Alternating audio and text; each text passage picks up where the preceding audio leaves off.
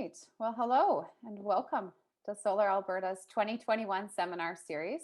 Today, we're going to be learning about solar PV from install to profits. We are delighted that so many of you could join us and are very pleased to be featured today as a satellite event for the Calgary Climate Symposium. Please note that we will be recording this webinar for future distribution on our website so that those who missed out on registering through Zoom can still participate. My name is Heather McKenzie, and I'm the Executive Director of Solar Alberta. I'd like to take a minute to acknowledge that I'm hosting you today from Treaty 6 territory in Edmonton, Alberta, Canada. Treaty 6 territory is the traditional gathering place and home of many Indigenous peoples, including Nahiawak or Cree, Saulteaux, Dene, Papaschis, Blackfoot, Nakota Sioux, and Métis, nations whose ancestors' footsteps have marked this territory for centuries. Today, we're going to be sharing 3 presentations with you, and then following that, we'll be taking some time for a question and answer period with our presenters. Throughout the event and after, you're encouraged to give us a shout out on social media using hashtag SolarAlberta. We're going to be using Zoom Q&A for the questions rather than the chat box, so please enter your questions in the Q&A section. You should be able to click on that in your Zoom toolbar. You can upvote good questions that others have asked or post some of your own.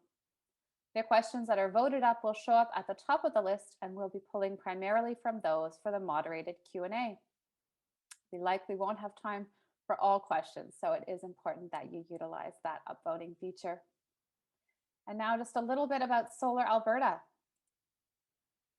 Did you know this is our 30th year of operation? Yes, solar has been a big thing in Alberta for quite some time. Solar Alberta is a not-for-profit society that is dedicated to public education about renewable energy and energy efficiency. We also serve as a hub for the solar industry here in Alberta, and we connect the general public to industry providers through our solar industry directory, our Alberta solar map, our regular events, and much more. On April 28th, we'll be hosting our annual general meeting. I'd like to invite you all to sign up as Solar Alberta members, attend and elect your new board. There are a few vacancies to fill on the board this year, and these are often highly competitive positions. If you're interested in chatting about the opportunities to serve on the board prior to the AGM, please don't hesitate to reach out to me at executive-director@solaralberta.ca, and I'll connect you with the right folks to learn more about our board. We're pleased to have launched our annual solar seminar series online this year and anticipate that this venue will make our programming accessible to folks from many walks of life. We're offering a number of webinars on Thursdays over the lunch hour between now and September. And we are currently accepting registrations for our April 8th event, which is coming up soon, at which we'll learn more about where renewables fit into clean fuel regulations. We are always interested in developing more partnerships for our events. If you or your company want to work with us to educate the public about the benefits of renewable energy, energy efficiency, and climate change, please don't hesitate to reach out. Also, I just wanted to bring to your attention that we do have one upcoming industry class remaining in our current batch. It's with Eric Smiley, and it is about quality assurance, quality control, and commissioning solar photovoltaic systems. Our classes are scheduled in the evenings online over 4 nights within a few weeks. There is a 10% discount for members, and you can register for this class and our seminars through our website, solaralberta.ca. This entire series is free and open to the public thanks to the generous support of our members, volunteers, and financial supporters. We are pleased and very grateful to have Park Power as the premium sponsor for this Lunch and Learn event. And now for some introductions. We have 3 engaging presenters with us today. First up, we're going to hear from Jim Ciccolte. Jim is a father, husband, mortgage broker, entrepreneur, and real estate investor. He was born and raised in Edmonton and Ardrossan and now lives in Spruce Grove. He grew up in the oil field industry, graduated from university with an environmental sciences degree, and found his passion in real estate investing. Along the way, he has rebuilt airplanes, sold water, taught kids about money, was a licensed realtor, licensed investment broker, played hockey, hiked many mountains, and raised two wonderful children. His focus is helping his clients get into a home with a financing option that best suits their situation, and then helping them get the financing paid off so they can enjoy the freedom of being mortgage free. To Jim, it's more important how you do your work than what you do. So, welcome, Jim. Thanks for joining us today. Thank you. Thank you for having me. Great. So, after Jim speaks today, we're going to hear from Colin Stogran. Colin is an experienced sales manager in renewable energy solutions for solar energy, EV charging, and energy efficiency. Passionate about the environment, Colin takes pride in providing clients with the best renewable energy solutions possible.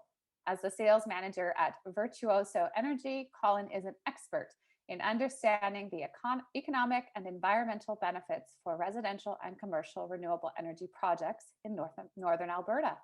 In addition to his primary job functions, Colin enjoys cooking for himself and his wife at home, golfing on the weekends, and taking on do-it-yourself projects. Welcome, Colin. Thanks for joining us today. Yeah, thank you, Heather. And last but not least, we are going to be hearing from Chris I knew I was going to do that. Kasowski. And I apologize, Chris. I meant to ask you how to pronounce it before we started. At least that's probably all three of your last names that I butchered. So I hope I did that equally to you all. Chris is the owner, business developer for Park Power, your friendly local utilities provider of electricity, natural gas, and internet in Alberta since 2013. Prior to launching Park Power, Chris earned a BA in economics from the University of Alberta and spent time working in the solar industry as an installer and project developer.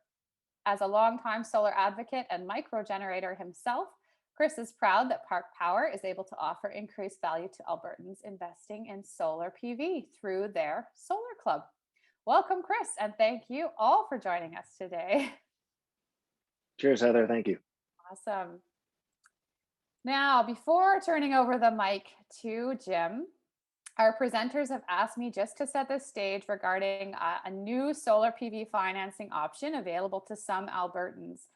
I wanted to tell you about the Government of Alberta's recently enabled Seep program. So if you're not aware of it yet, Seep, which is the Clean Energy Improvement Program, is Alberta's version of the PACE program, which is Property Assessed Clean Energy.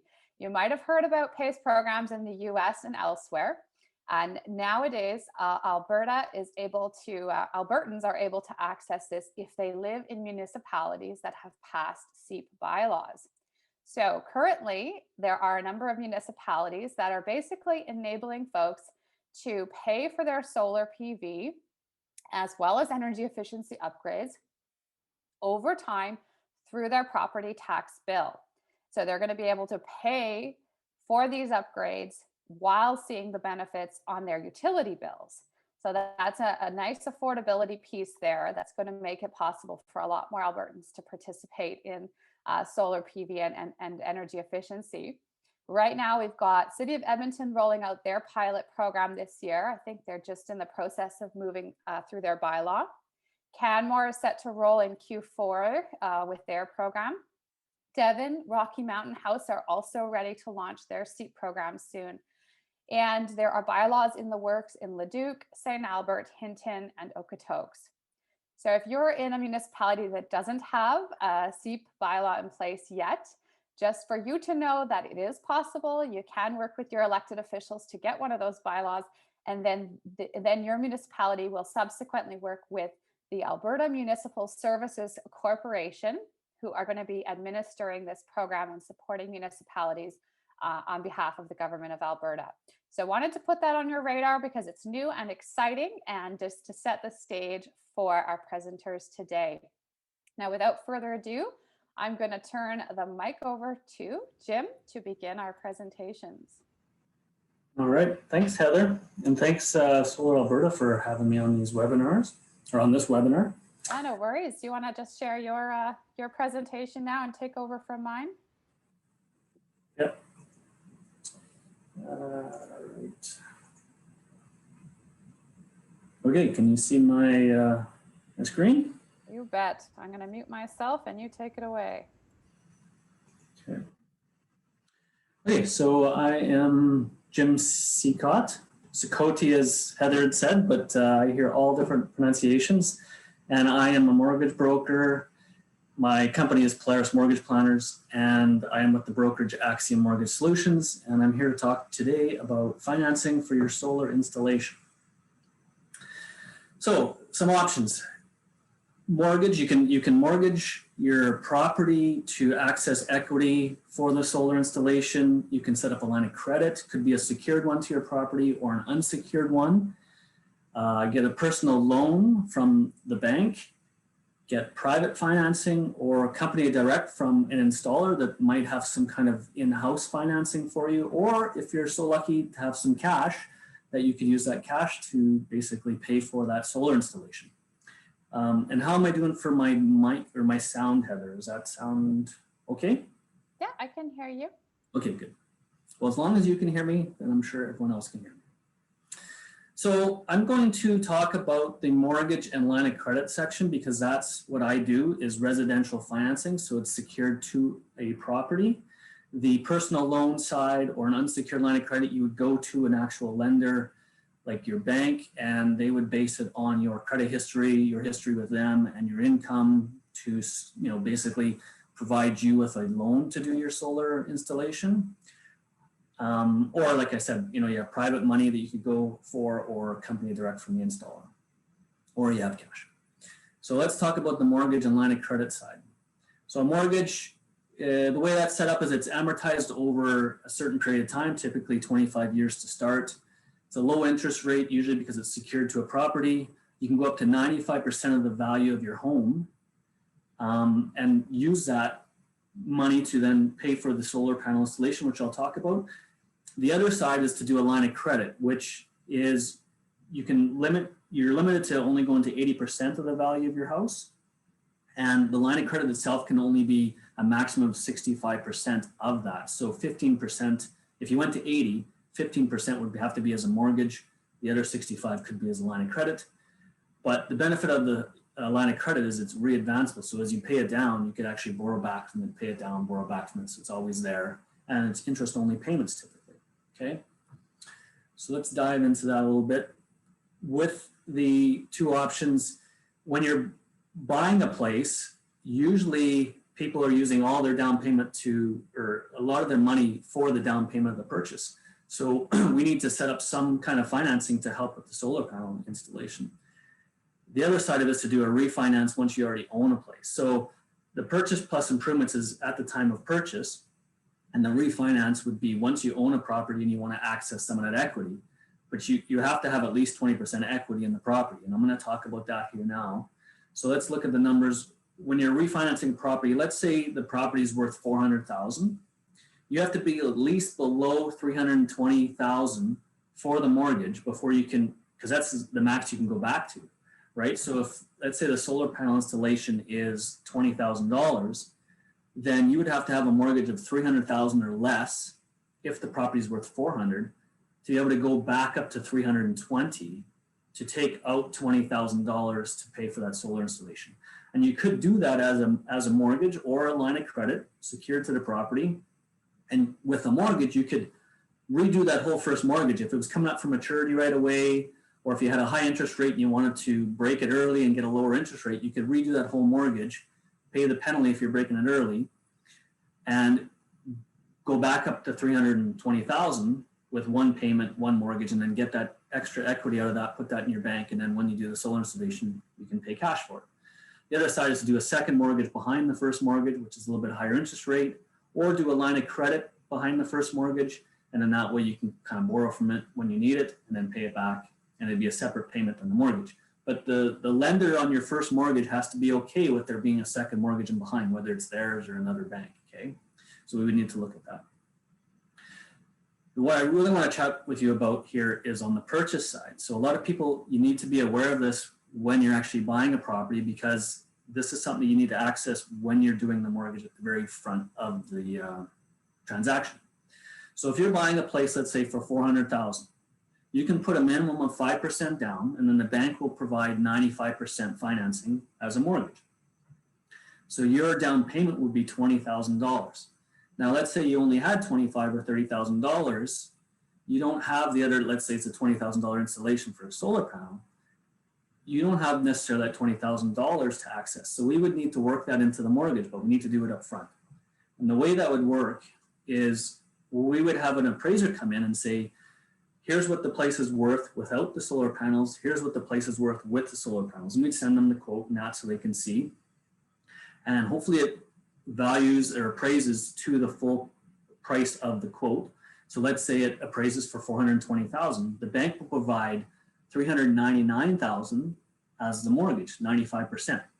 But here's the kicker. They'll do it in stages. They'll only provide you the money for the purchase first, and they'll hold back the other money for the solar panel installation until the solar panels are installed. And they have to be permanently affixed to the property.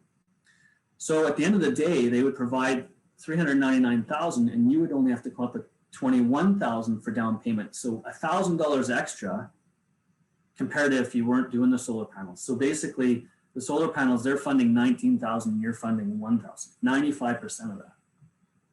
So the way it works is you buy the place for $400,000.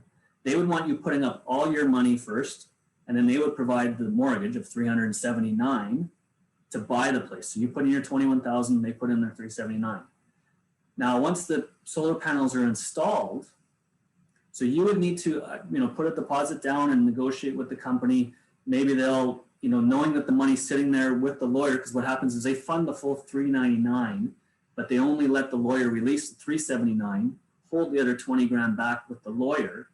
And then once the solar panels are installed, we send the appraiser back out to do the inspection, and you got to pay for that appraiser to do that. And we'll talk about that when you do it. Now, once it's done and the appraisal comes back, says, yeah, it all looks good, it's installed, it's permanently affixed, then the lawyer will release that other $20,000 and you get reimbursed. So at the end of the day, the lenders put in $399,000 in total and you've put in $21,000. Okay, and that's how that works. But you need to set it all up at the beginning. And it's called purchase plus improvements typically.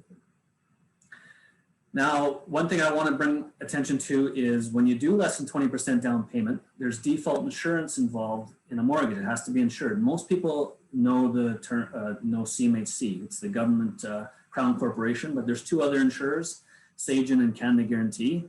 And of those three insurers, the lender would pick one of those insurers to insure your mortgage if you put less than 20% down.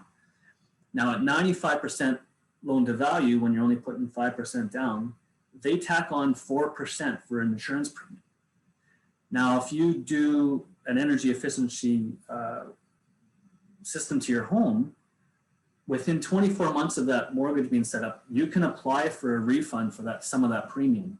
You got to give them the energy efficiency documentation, which has to be less than 5 years old.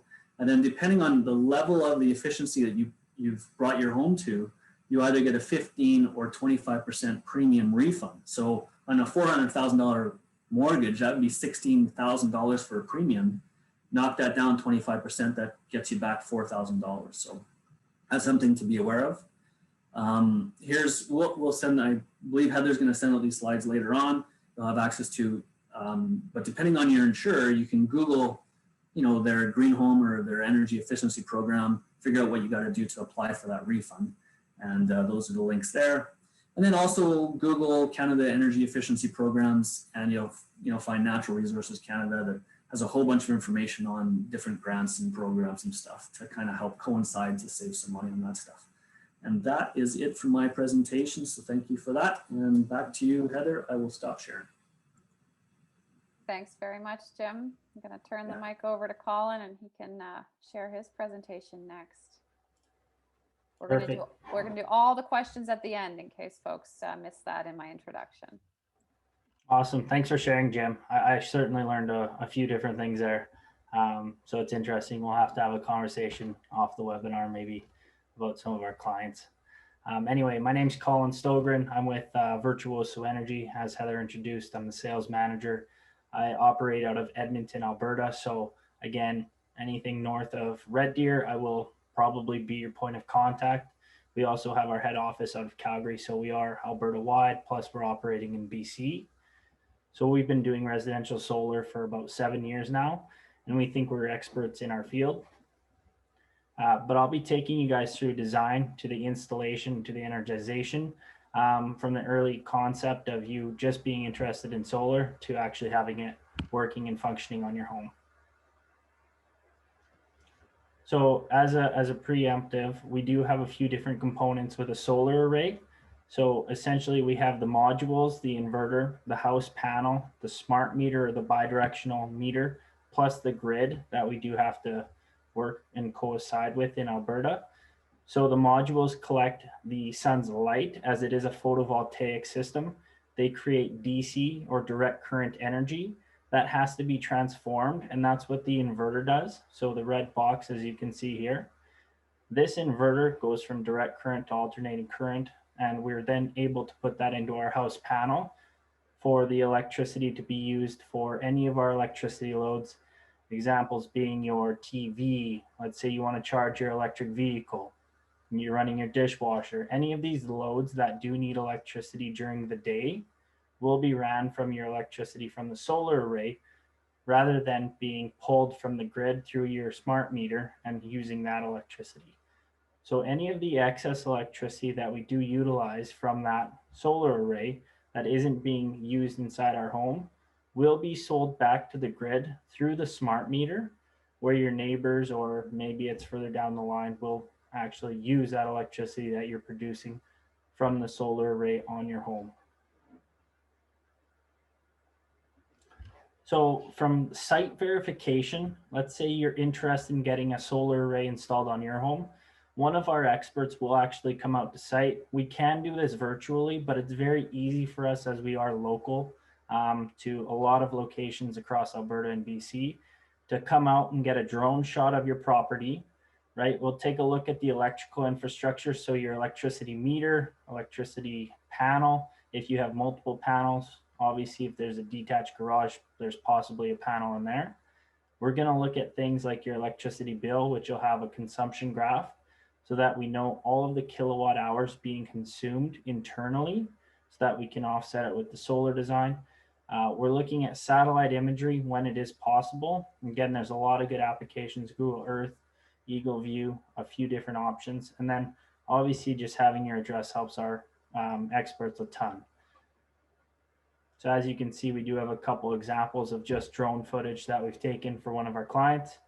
Again, based on these images and the electrical infrastructure, our engineers can design a system accordingly. So next, one of our experts will get in contact with you, obviously before we're out to the site inspection, but we're going to run you through a few different questions to find out exactly what system you are interested in and what works best for your application. So we're looking at things such as, are you purchasing an electric vehicle in the future? If you're going with a smaller system or a system that's not offsetting 100%, are you future-proofing your system? Are you putting in a larger conduit so that we can install more wires up to the roof if we want to oversize? Or does your roof need to be inspected, or does your shingles need to be reshingled? What kind of electrical raceway is your installer using? A lot of these questions obviously might seem a little bit standard, but they are allowing our designers to give our engineers all of the information necessary to design the perfect system for your home. So as you can see, again, based off of those drone footage, we were able to design a very tight system for our client. So this is based on the electricity consumption. It's based on the orientation of the roof, so which, I guess, direction it's facing, the pitch of the roof, the irradiance of the sun and how it actually hits the roof line. It's based on shading from your neighbor's house, neighbor's trees, your own trees, any type of shading. We put that into a factor so that we can give you an accurate production for the first year of your system. We also take a look at weather patterns. So we have 5 years of weather data, and then any obstructions on your roof. If we take a look at this roof line, it was actually built to have solar installed on it, as we have all of the vents on the opposite ridge facing north. So this isn't always the case, and our engineers can work around and put our racking and our modules to be installed at different locations. So with the design and with all of these factors coming into play, we can very accurately give you an estimated solar production versus a home consumption graph. And what this does is it outlines your own production from a solar array we're recommending versus what your home is currently consuming through different months of the year, right? So it gives you a good idea. Let's say we're offsetting 100% of your consumption throughout the year with solar production. You'll see it within the graph. So next, after we have the design all affixed and the pricing's affixed and everybody's happy and we're moving forward, there are a few different steps that our administration and our engineers do need to take to get the installation completed. So there are microgeneration approvals, electrical permit, electrical single line diagram. In Edmonton, there is structural engineering, so we do need approval from that and it needs to be stamped. We need to procure the material for the installation. We need to actually coordinate with our project manager and with you on site to have it installed correctly. Then we will have to set up a bidirectional meter being installed at your house to track the import and export of the kilowatt hours. And then system startup and the app installation and setup. So monitoring systems being installed and actually allowing the commissioning of the system to happen. So we now have the energization of the system. As you can see, we have installed the array based on the design. So at this point in time, as we've gotten all the city approvals, the electrical inspection has passed, we can come back out, we can turn on the breakers, turn on the inverter, make sure every module is synced to that inverter so that we can monitor it accurately and actually set it up for you on your computer, on your laptop, on your iPhone, your Mac, whatever you have, we can set up that monitoring so that you can remotely track each individual module and the yearly, the weekly, the monthly production that it is giving you. So again, we're going to turn over warranty documents that are applicable for your system. And then we also have a service phone number. So if you have any issues with this as you are monitoring it 24/7, you can give us a call, you can give us an email. So we also want to outline kind of where we see the future heading. I did give you a good outline of solar panels and residential PV, but we also understand that plug-in hybrid electric vehicles or fully electric vehicles are becoming very prevalent in the Alberta infrastructure. And we see home batteries, so your own personal storage and bidirectional EV chargers becoming prevalent. And so we are setting up all of our systems to be fully functional with all of these products. Again, having a solar expert who understands how to integrate all of these into your own infrastructure is what we are here for. Yeah, thanks for you guys' time. Heather, that's all I have. Well, thank you, Colin. I think we'll just turn that mic right over to Chris now and he can take it away from here. Thank you. Thank. All right, Chris, we've lost your visual. Oh, there you're That's back. okay. There I am. And now I'm trying to share my screen. Perfect. And I think we are. So. Not quite. I know. We were close. Do you see it now? Not yet. I think you might need to go back out and select a different screen for us.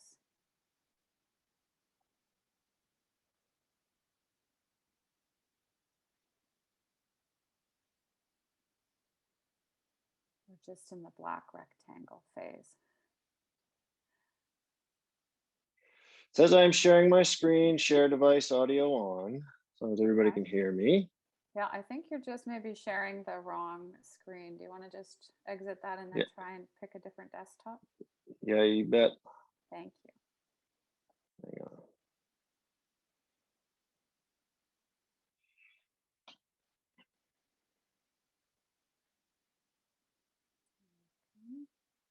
Let's see.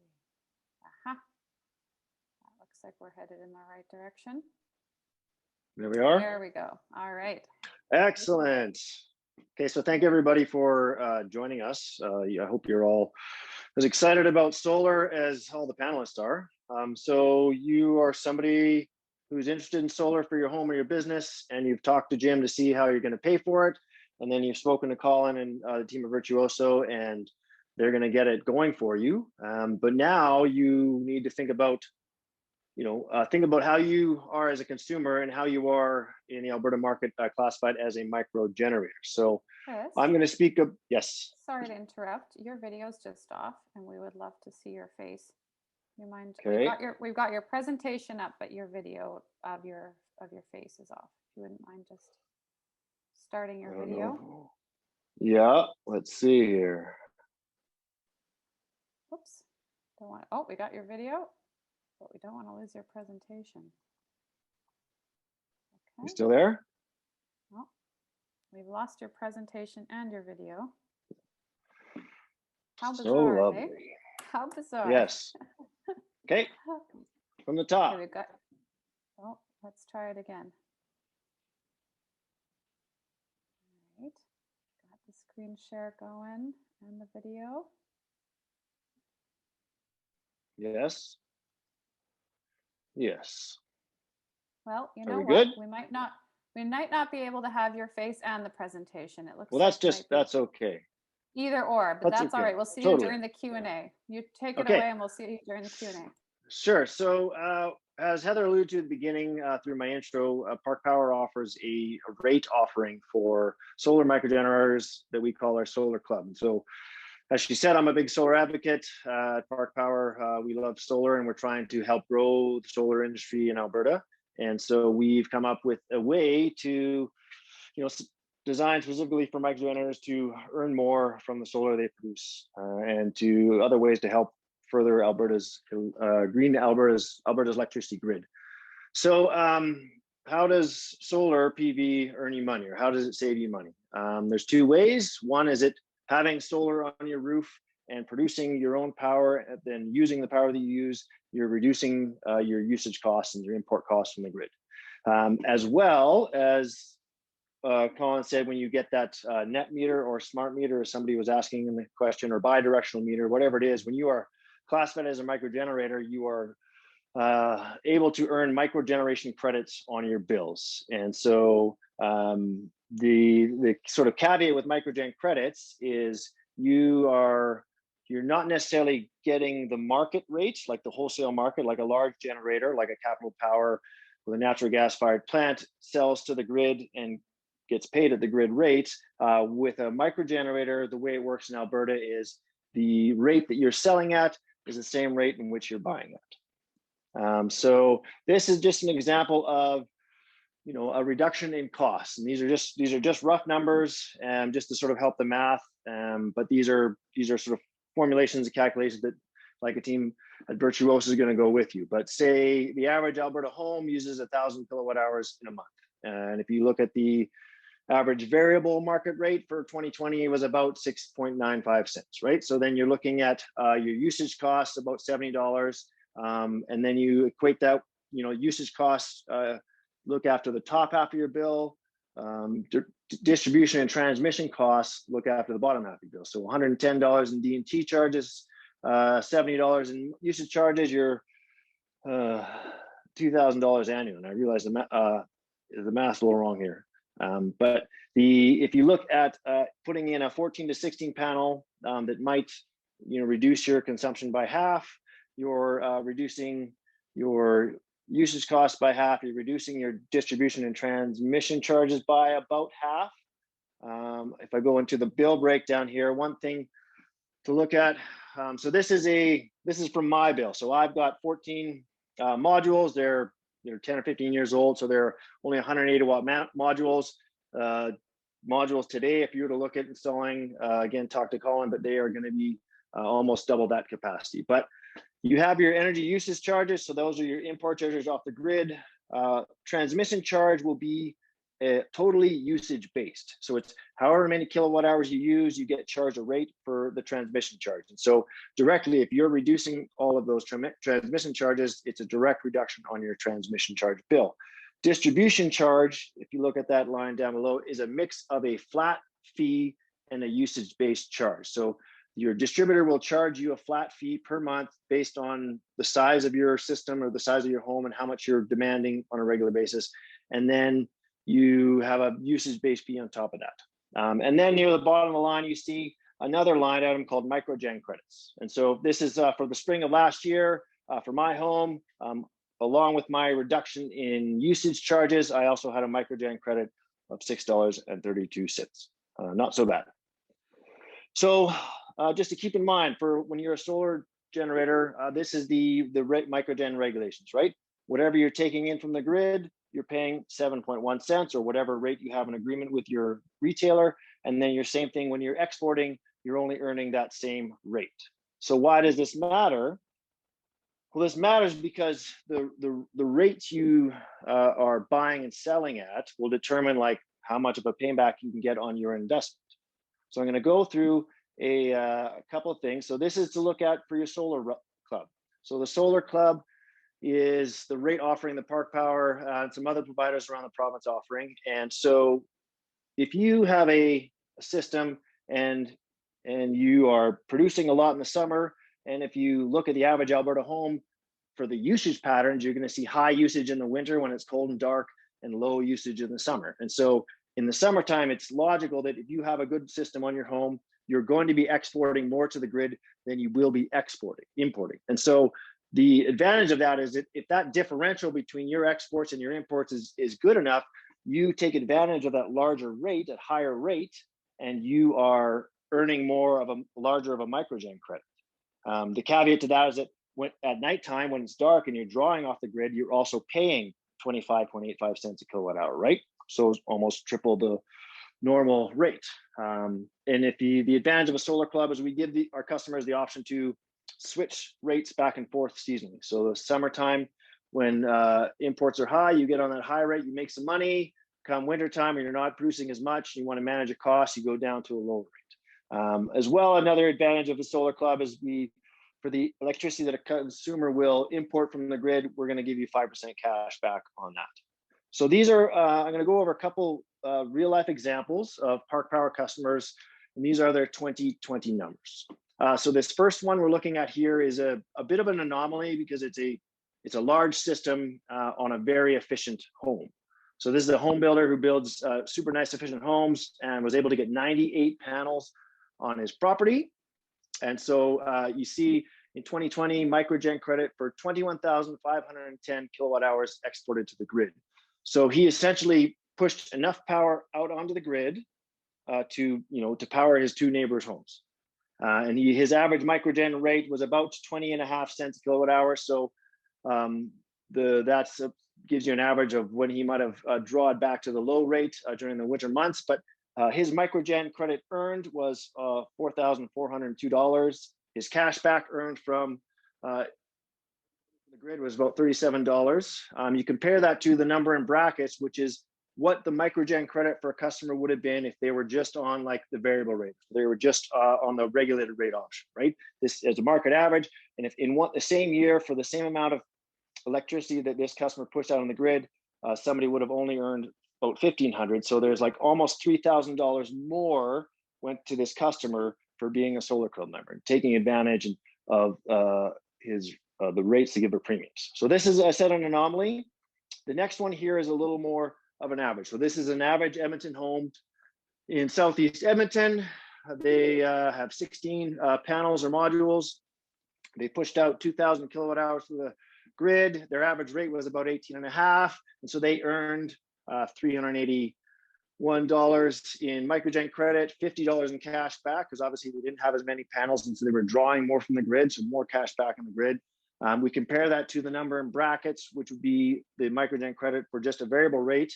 And you can see that they earned like $300 more just for being a solar club. So there are advantages to being a smart consumer and being an engaged consumer and taking advantage of a retailer or provider who's going to look after you. So these are just a couple of little plugs, other solar club benefits. I already mentioned the high and low export rates and the ability to switch rates depending on your production. Because we believe in trying to green Alberta's grid, as well as another benefit to solar customers is that on your behalf, we're going to offset 30% of the electricity that a customer imports from the grid. And we're going to use that to buy RECs, renewable energy certificates. So just something else to talk about, but something we're doing to make you feel good. That's about what I have. If you need me, that's chris@parkpower.ca. Find us on all social media, and I will try to turn this back to you. Great. Awesome. Thanks so much, Chris. And for all three of you, those are excellent presentations. We have, I think, more questions than I've ever seen before in one of our panels. So this is wonderful. We've got a really engaged audience here with lots of questions for us. So I think we're going to dive right into some of them if you guys are ready for that.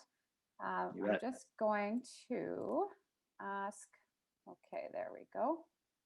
So first off, okay, question for me, it looks like. You say more about the Seep, how Seep works, Clean Energy Improvement Program. So is it essentially a loan payable at the city tax time schedule? So if any of you have ever had a local improvement tax assessment on your property tax bill, Seep is essentially going to work the same way. So when you're paying your property tax, you're going to be paying for your solar panels or your energy efficiency upgrades, and you'll be paying them off over a long period. Each municipality is going to be doing it slightly differently, so I don't know the specifics of the length of time, but it's going to be basically another option to those options that Jim outlined for essentially financing your solar over time. It's just that instead of paying the money back to the bank over time, you're going to pay the money back to the city, and that's how they're going to finance it. So just another option. The beauty about that too is if you sell the place, you pass that on to the buyer, right? Because then they pay that property tax on that property once you move out.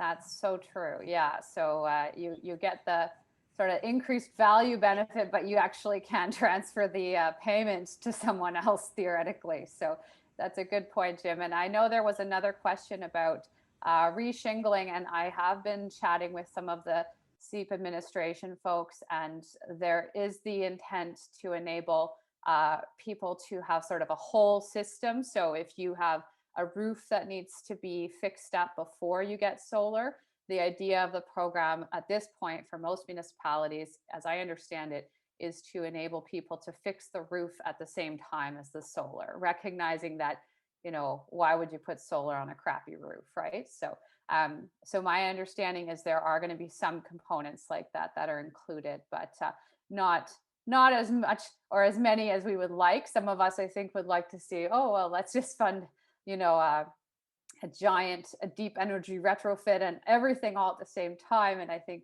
that might be pushing it for your solar, but we'll have to see with each municipality how some of that rolls out. So questions for our panelists, and we are going to be going until 1:15 today, so we might be able to get through a lot of these. What is the cost to becoming a Solar Club member, and when is this not a great solution? There's no cost to becoming a Solar Club member. There is, I guess, yes, you make a donation to your local food bank, and that's the cost. And then when would this not be a good idea? Like, well, I think it's always a good idea. Like, I'm a Solar Club member, but I never go on the high rate, right? I showed you the numbers from my system, and mine's an older system, and it offsets maybe a third of the power for my home. So I'm never going to pay that higher rate. But if I go on the lower rate, I'm still going to have a decent rate to earn and buy at, as well as earning that cash back. And I think so. I mean, I hope I'm not. Of course, I'm biased, but yes, there's never really a bad time. Mm-hmm. Okay. I appreciate that.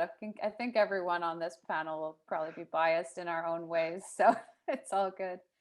So here we go. I sort of touched on this question, but I'll just read it in case you guys have anything to add. But I understand that there is now the possibility of solar shingles. Oh, this is solar shingles. So we're not just talking about shingles, we're talking solar shingles. If one is looking at re-shingling, it may make more sense to include it all as one component than putting on shingles and panels after. Is there something that is being looked at in Alberta? So Colin, I wonder if you wanted to touch on that. Are you guys dabbling in the solar shingles world? Instead of doing shingles and solar combined, what if you just put them into one, right? Yeah, so the economics do make sense. If you need to re-shingle to put solar shingles on, It's not applicable in Alberta yet. Again, we're looking at trying to get some approvals. Tesla said they will be in the market by 2021. Again, we're waiting for that, I think, Q4, probably at the earliest at this point in time. But if you're looking at putting solar shingles and replacing shingles that still have life, let's say they have 10 years left, the economics don't make very much sense. You'd rather just put a solar array on top. Mm. And if for the solar shingles approvals, what does that involve usually? I mean, I know this is a little bit detailed of question, but I'm curious, like, you know, the distributors are not allowed to sell those yet here unless there's some kind of permission, or what's the deal? Yeah, exactly. CSA approval is a big part of it. I think trying to get fire code down to actual some kind of legislation, right? There's a big difference between the installation we put in our homes and the installation they'll put in a California home, right? Just different weather patterns. So trying to have that similar product come into Alberta is just something that they're taking a look at. And again, I'm sure it will come along, but it's just getting the regulations in place. Like Tesla will be here at some point in time, who is probably the biggest player in solar shingles. So it's again, it's a good option. It's very comparable to putting a metal shingle on top of your home. So it is more of a high price point, but it is a good option for some people. Interesting. Interesting. So here we have a question. What provincial funding is available for solar PV installations? I actually have a web page dedicated to that. So thank you for asking. If you go to Solar Alberta, you can click on Learn, and then there's solar financing, and you can actually see the grants and incentives. So to be perfectly blunt, the government of Alberta no longer has a rebate program for individual homeowners. They do have a limited time program for commercial commercial properties. So if you are a commercial property owner and you want solar PV, you probably need to move on the Energy Savings and Business Program this month because they're running out of money for that rebate. But that's an opportunity for commercial, so not for profits or business. Individual homeowners can still access some incentives. There are some municipalities that still have rebates in place. City of Edmonton, of course, City of Lethbridge, City of Medicine Hat, Town of Banff. You can find information about those on our website. And then provincially, I think the new plan is to go with this Seep programming that I'm talking about. So it's not really provincial funding, but the province enabled the municipalities to put that funding in place. So I suspect that's sort of where the province is at right now, unless they change their mind and decide to go with another rebate program at some point. Anything to add on that provincial funding piece, presenters? Not at this time. This is just something we all dream about, right? Yeah, I think that energy savings for businesses is mostly taken up. Last time I heard, there was about 21% of the 30% of the $55 million allocated for solar already claimed. So yeah, I think you're right. By the end of the month, it'll be pretty fully adopted. Yeah, but there's definitely space for people to put the pressure on. So Energy Savings and Business Program, brand new, super great uptake. People are loving it. And it's only for a limited time because there's a limited amount of funding going towards it. However, the federal government, as of today, is allowed to do the carbon tax here in Alberta, and they have been, which means that theoretically they should be sending 10% of the carbon tax back to Alberta to be put towards schools, not-for-profits, and others, energy efficiency, solar projects. So maybe you guys could put the pressure on them to continue funding that ERA program, that Energy Savings and Business Program, or other programs that you think would be beneficial, because there is an opportunity there with that federal carbon tax money to come back and support some of those things here in Alberta. There's my little plug for the day. Got to get the politics in, right? It's a very political day in Alberta. We might as well add our take on it. So here we go. Is solar still an option if I have a low slope roof? Yeah, absolutely. There's a lot of applications that we can install. When you say low slope, let's imagine it's a 112 pitch roof, right? We can install a ballasted system, even if it's a membrane roof where we don't have any availability to actually make punch through holes in your membrane roof. The ballasted weighted system, again, we have structural engineering to prove that we're not going to overload any of the trusses. We can get away with that kind of installation for any pitch of roof. Again, the modules will be situated somewhere between 5 and 10 degrees, but the nice thing is we can orientate them directly south and get the highest viability. So yes, it's available. Yeah, I know our house has a relatively low slope compared to what might be considered ideal because it's row housing, so you don't want to cut off everybody else's slope, but we still see good production every month. So I hear what you're saying. Next question again is around government. So is there any talk of government grants coming back? I think we'd all love to hear that. I have not heard about that. Of course, that's in large part because those rebates were funded through the Alberta carbon tax, right? And so now that we don't have the Alberta levy, those funds are no longer available for the rebates here in Alberta. And so that's why I'm suggesting that we might need to ask the feds to spend that same kind of money on rebates here. Of course, they're sending much more of the carbon tax back to individuals. So there's less money up for grabs when it comes to larger programs.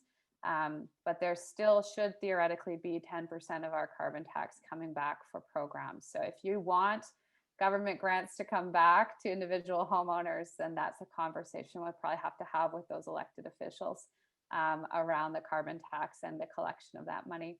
Any of our presenters hearing anything on the rumor mill around government grants coming back, or nope, you're like me, radio silence on that right now, hey? We'll see. Things could shift after today, right? And because ultimately the way it works in Alberta and across the country now is the federal government has sort of a minimum carbon price in place. If Alberta were to put carbon pricing back in place that was a little bit superior to the federal, we would have our own program again, and theoretically would have money for things like grants again, but they might choose to spend it differently than the previous government, who knows. So there's a little take on the provincial government situation. It's your guess is as good as mine right now on that. How are profits or credits calculated or realized with the use of a smart meter? And I have seen a few questions about this smart meter and the calculation. Who wants to touch Sure. on So that? I can touch that first, at least. Like, it's when you become a micro generator, whether it's a smart meter, depends, but it's at least a bi-directional meter. And so just as a distributor would calculate based on the meter read numbers on how much home electricity your home is drawing in, they can calculate in the same manner based on the electricity passing through the meter out to the grid to give you the correct meter reads and correct amount that you are pushing out on the grid. So it's nothing new. It's just another line, another data point for them to calculate, I guess. Okay. Anything else to add on that, Colin? Or yeah, exactly. Like just as a standard, you're going to get a bi-directional meter that you can go out and take a physical reading every day. Like some of our clients, if you don't want to buy into a smart meter or a Sense home monitor or anything like that, you can go out, take a physical reading of how many kilowatt hours you've received versus delivered. Let's say it's at 8 a.m. And then the next day, so a 24-hour period, you can take those same two readings and physically figure out for that 24-hour period how many kilowatt hours you imported versus exported with your solar array. So it's let's say it's archaic, but it's a very physical way for you to go and track that. Okay, interesting. And I think you've already answered, Chris, that there's no cost to becoming a Solar Club member. However, there's an additional question here, which is how do you become a Solar Club member? Well, as long as you sign up with one of the providers offering Solar Club, so Park Power being one of those, if you become a Park Power customer and your site is classified as a micro generator, then you're eligible to sign up for our Solar Club rates. Okay. Thank you for that. Now here's a lengthy question. And it looks like it's a regulation related, which is my favorite. So does the panel think, do you think, I love how we're talking about solar panels, but anyways, this panel of you three, do you think there will be any government change on microgeneration fluctuating and homes being part of providing as the large power generators do? Or is it anticipated to be fixed as other countries are changing? I'm not sure if I understand that. I'm hoping you guys are understanding it. I realize in the States and the UK, they're looking at V2G, vehicle to grid, to help with EV financing. I wonder if this makes sense, putting something like this in place. This sounds like a multi-part question. It sounds like they're speaking pricing, I think, right? Perhaps pricing. So yes, like the Alberta electricity prices changes by the minute. It changes by the hour, and so big generators can sell at that hourly rate, but micro generators cannot sell at the hourly rate. And so maybe they're speaking because so that the microgen regulation is you're buying and selling in the same retail rate, and to me that's the simplest. It's a simple way to do it. If you have all of the micro generators in the province with their smart meters that are enabled to dispatch hourly information, well then, that's one step. The other step is calculating the billing for all those hourly information, right? So it's a lot more data to calculate billing for. So there's some complication there. So like, I guess the question is, will we ever be there? In the near term, no, is my opinion. In the long term, like say 10 years out, sure, it's a possibility. Technology improves and everything improves, and I think it's a possibility. But right now there's a lot of barriers and challenges to it. Yeah, I think, is this the concept of time of day metering? I've seen some people chatting about that online a lot. So yes, we're not quite there yet, but that's a possibility down the road. It makes sense. Like demand through the grid is highest during the day when solar production would be highest. So it makes sense that like when the price is the highest, when the demand is highest, you want to sell to the grid at the highest rate, but it's not available for micro generators yet. Yes, which is actually interesting because the government of Alberta is actually currently undertaking a review of their policy and regulations. So they're actually welcoming feedback from industry folks about how we'd like to see some regulations changed. And they have invited Solar Alberta to make a submission. So if people have feedback about the microgen regulations, things you think would be wonderful that you'd like to see, fire me an email, executive-director@solaralberta.ca, and I'll chat with my board and see if we can integrate that feedback into our submissions. So it's kind of neat that they are undertaking this review right now, timely for these questions. All right, let's see, what do we have here? Can you give a figure as to what could be the return on investment for a typical residential solar system functioning for a period of 20 years? Ooh, that's detailed. Do you guys want to take a stab at that detailed one or deal with that offline? That one, I see it says Jim. That's oh, yes, it's for you, Jim. Hey, put you on the spot. Yeah, it's going to involve Chris as well because we would need to see basically what the savings would be. I did do a quick calculation because I saw that question coming. Let's say it was a $20,000 system and you were financed at 2.5%, which is actually pretty low. So for 20 years, I don't know if you'd be able to keep a low rate like that, but the payment back would be $5,500 in the interest. So the total cost of that over basically 20 years would be $25,500. So can you save that amount in 20 years? That's the question to Chris. But then, where are rates going to be and how much are you going to be putting back to the grid, during that time? So, Chris, do you have any comments on that at all?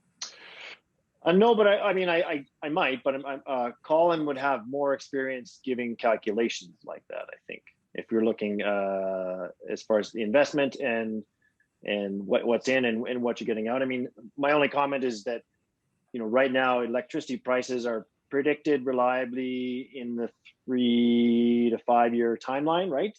I think the people who are predicting these prices have a decent idea of what's going on and can make relatively decent predictions in the 3 to 5 year timeline. Like you said, where rates will be in 20 years or in that 10 to 20 year timeline, I don't even know. No. So maybe Colin can give a little better insight to what a return on investment might look like for a typical system. Yeah, absolutely. So typical system, we're looking at about 7,600 kilowatt hours for your average 1,700 square foot home above ground. So keeping that in mind, let's say we're putting 15,000 or, as Jim said, $20,000 into our solar array. At that point, it's looking about 7 to 9 years return on investment. And we're looking at different factors such as inflation at 2%, local cost of escalation or the rise of the electricity price, which was 5.5% last year. At that rate, we see it at 3.5%. So that's what we run our calculations on. But a pro forma or a return on investment plus break even analysis is something we'll provide for all of our clients based on their electricity bill and based on obviously consumption, and then a few different assumptions moving forward. Yeah, and on the financing side, basically, if you bought a system for $20,000 and then you sold the home and were able to charge a premium for the sale because of the solar panels, maybe you can recoup a lot of that cost of the actual system. And then the interest that you might have paid, if it was 5,500 or 7,000 over that time, you'd have to run the numbers and Colin could, run those numbers, and then you could go against and see how much the actual borrowing cost that you have is going to be, and see if you come out ahead and at what point, like you said, maybe 8 to 9 years of when you break even. Yeah, it occurs to me that there are really two ways of thinking about this investment, right? There, you can see it as an investment in, an energy generating operation, in which case, you get your return that you guys are chatting about. And then, as Jim touched on, you can also see it as an investment in terms of a home improvement, the fact that you're actually increasing the value of your home. And so I always like to say this is actually the only home improvement that will ever pay for itself, really, because I don't know about you guys, but my appliances for my home cost about the same as my solar, and the appliances are sure as hell not going to pay themselves off. In fact, they're just going to depreciate and need replacement in 5 to 10 years, while the panels might last up to 40 years. So it's kind of interesting to think through those different factors for payback. Hey? And the value of, just being a little bit more energy efficient too, and helping save the environment. Yes, that's a nice value. I like that you mentioned that. I love it. So here we go. Another question. Can rider charges be potentially offset with credits for usage? Yes. So yeah, on the bottom half of the bill, you'll see the distribution charges, transmission charges, rate riders, local access fee. And so yes, when a Microgen credit comes on your bill, it's a credit against the full amount of your bill, essentially, right? You have a subtotal of usage and delivery charges, and then you have your Microgen credit that offsets the rest of your bill. So yes, I mean, you're reducing charges plus earning money to cover some of those other costs. Yes. Mm-hmm. And those, I guess, some of those rate riders and whatever are usage based. And so if you're drawing less from the grid, you will be charged less as well. Right. And I also think we need to recognize that, being grid tied is really your backup battery. So you also have savings in that you're not having to establish a backup battery. So you're getting some value for some of that. I think some people see those basic costs around transmission and distribution as unfair, but it's also just an alternative to paying for your battery in some ways, right? So, all right, here's another question. How high is the donation to the Solar Club? I think they must mean that food bank donation, is that? Oh, well, I mean, yeah, like it doesn't really matter. It's a little, yeah, it's not a requirement to be a customer. It's just something we hope you do on our behalf, really, right? To say that you're a member of the club, but otherwise the donation is nominal, is nothing. You're just making a choice as a customer. Okay. It's an option, sort of like totally. Sort of like when your boss gives you a the option to donate to United Way or something as part of your salary.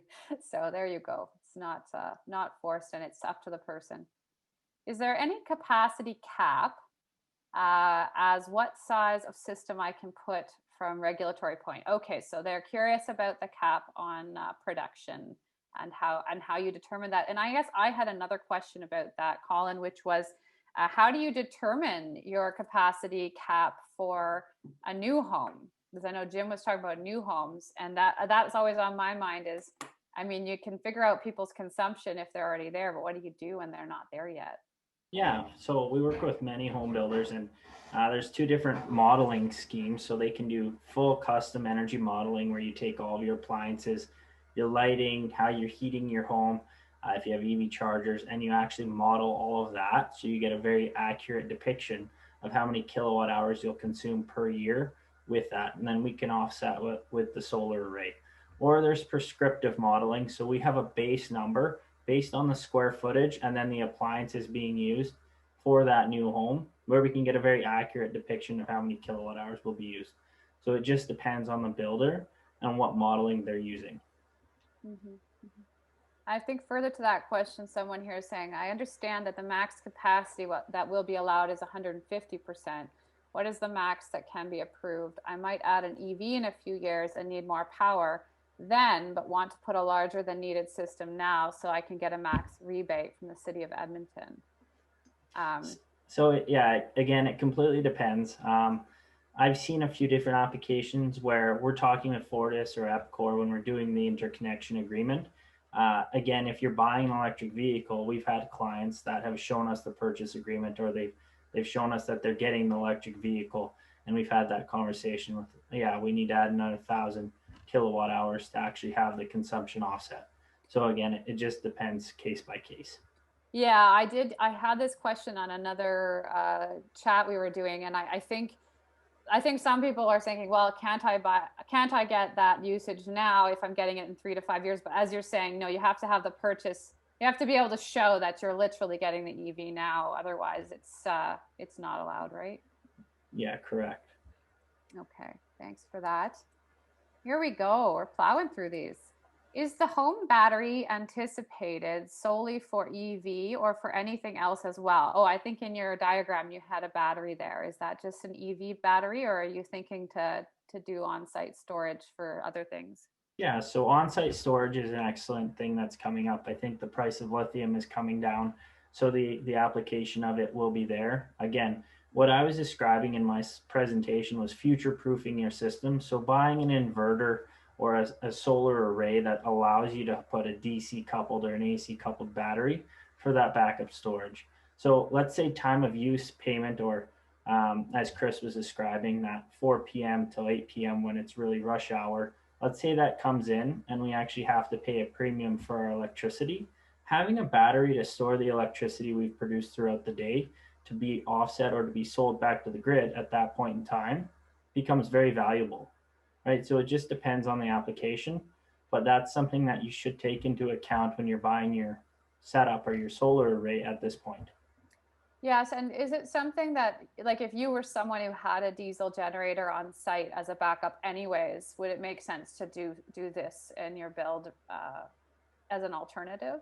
Yeah, it completely depends. And the diesel generator plus the, let's say, Tesla Powerwall can work together, right? If one doesn't kick on, or if the Powerwall doesn't have enough capacity at that point in time, the diesel generator will kick on. So that's something we can program together. So you're kind of almost setting up a microgrid for your home. Mm-hmm. Yeah, I mean, that might be more relevant in rural Alberta, I imagine, than in the urban centers, but it's good to know the options are there. And as the prices of batteries come down, I think people want to be more and more independent. If I know Albertans, they sort of love to be independent. So there you go. How does net metering work? This is the question. Do you guys know about net metering? Well, yeah, it's what we've been speaking of. It's net metering, it's net billing, it's whatever term you want to call it for the net, the billing or metering from your home from solar. So that's we exactly have, yeah. Mm-hmm, mm-hmm. Yeah, and I think that what they might be touching on there is this notion I've heard about net metering, where essentially if you don't have a home that is solar appropriate, or you are renting or something and you don't have ownership of the roof, apparently there are ways you can basically lease space on someone else's roof and then see some benefits through that. And I've heard that also called net metering. So I think that might be maybe what this question is touching on, but I'm not sure. Yeah, sure. I mean, that is an option, I suppose, and there, is a model for that. That would be, yeah, net metering, I guess. Yeah, I don't know. Might be different uses of the same term for different things, which might be what's leading to the question. But I think we might have to have a separate panel one day on that whole leasing of roof space kind of discussion, because that's just something we're starting to get familiar with in Alberta. Yeah, to help you out, it's called community solar, I believe, is what they're discussing. And you're right, it's say a solar farm that people can buy portions of, or you invest portions of, and it just offsets your bill. But we don't have that application currently. Yeah, community generation and using net metering to support that, I think has started to take off in Alberta, and I've seen we have Solar Alberta has a number of members joining, co-ops and others who are starting to dabble in that space. So I suspect that might be where the question's coming from, but you guys are using that term in a different context. What is the payback period for smaller residential solar systems? Okay, I think this is a similar question to what you already answered, but my electricity costs are $20 to $25 a month, excluding transmission and distribution. So do you see that as similar to the same question you already answered, or are there any subtleties there that I'm missing out on? You went there already. All right. Yeah, same question again. Yeah, if she wants we can give her a full analysis pretty easily. We just need the full case study. Yeah, a lot of people really probably need to reach out to you guys individually because they have individual home questions. And I suspect depending where you are in Alberta, you're going to have different answers, right? So I hate to say it, but I think there are a lot of Calgarians on the line today, and they probably have greater solar generating potential, and they could probably get payback a little quicker than me in Edmonton. Is that right? Am I guessing right? It's honestly, it's a toss up. You're right that they have higher generation potential, but we do have the Edmonton municipal incentive. So it actually seems to be a balancing point. Again, as our head office is Calgary, but we're very municipal here in Edmonton. We've seen very similar return on investments between the two cities. Mm-hmm. I think if a consumer is looking for a ballpark timeline, and Colin may correct me on this, but like for an average home with those numbers, like maybe 7 to 11, kind of 12, 12 years on the long end, where you'd be looking at payback, perhaps. Mm-hmm. And we have You're time. Right. Oh, sorry. Yeah, we have time for one last question here. So, Chris, and I think I was wondering when this would pop up, but in your first example, how can an energy efficient home have such a large PV system? We've been chatting about the microgen regulations, and we all thought the size of the system would be based on their historic consumption. So I think everybody's wondering, why did that house get to power 3 houses? If technically they're microgen, they should be only allowed to produce what one house can consume. Sure. So, I think it's the answer to that is that this consumer tried it out and was approved. There's that. I think, I don't know the process they went through as far as classifying themselves as a microgen, but and working with the distributor to get it approved, but they did. And so I mean, the system was installed a few years ago, and so now maybe things are smartening up where they're speaking to that 150% capacity cap, right? Yeah, well, I think it depends as well, like where you are in Alberta. Some people are a little bit tighter on that than others, right? Sure. So there's probably some differences. And I've also heard about a number of people, they had a high consumption, they put on solar PV, and actually they then did a whole bunch of energy efficiency upgrades, reduced their consumption, and ended up having more solar than they were consuming. And so there is an incentive there to actually become better, more conscientious and use less energy after, because you can actually make money as you use less energy. So it's kind of an interesting incentive to reduce energy consumption in your home once you get your solar up. I've definitely heard of people doing that. Anything to add on that before we wrap up here, fellas? I see we're at 1:50 and I want to respect everyone's time. And I know a lot of folks have to jump back to other things. So I want to thank you all very much for participating. And to our wonderful attendees, we had a great turnout today. Of course, want to ask you to stay tuned by following Solar Alberta on social media and signing up for our newsletter on the bottom of our website. You can also become a Solar Alberta member to receive special bulletins about a wide variety of other benefits. So please don't miss out on our other lunch and learns, and watch for this webinar to be made available as a recording on our website soon. Looking forward to hosting you all again in the very near future. Thank you very much and have a wonderful day. Thank you. Thanks, Heather. Thank you. Yes.